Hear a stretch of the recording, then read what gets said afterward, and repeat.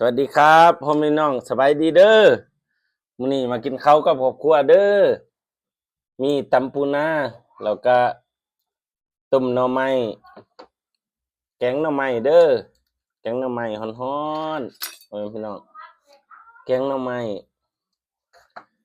ซุปผักน้ำมีซุปผักน้ำแซ่บๆ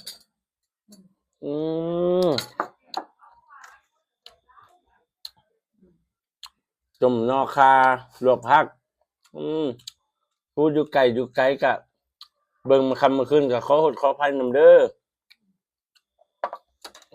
มากินข้าวกับครอบครัวมาแซ่บๆข้าวเหนียวฮ้อน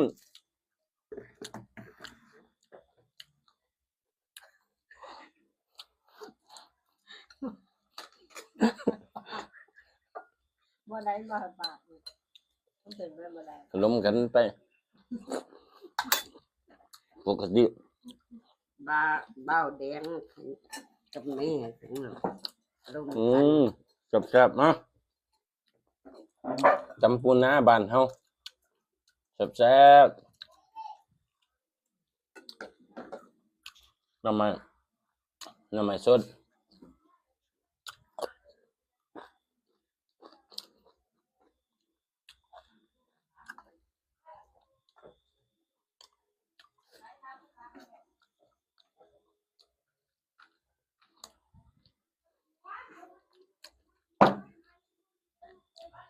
อยู่ไกลเด้หน่อยหนึง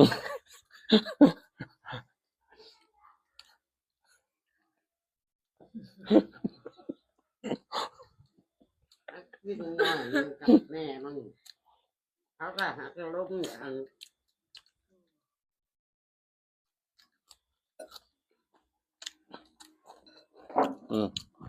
จอยบ่กินกันนะกินข้าวกับแม่ยายแล้วก็มาค่ะเอื้อยมาแต่หาเงินเพราะว่าจะต้องไปกินข้าวนำกันเด้อแซ่บๆเด้อผมนะพี่น้อง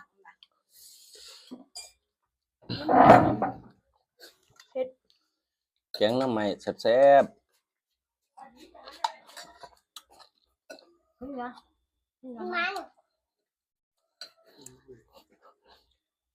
เอาเข้าไม่ไอ้คือเขาต้องถือเลยไม่ไอ้ไม่ได้ไอ้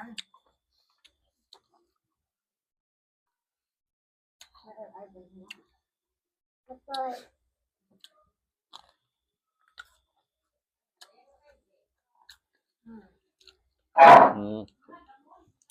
บอยอยู่นะแคมป์มัน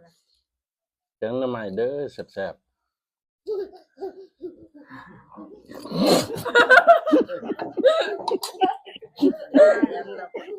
ไอ้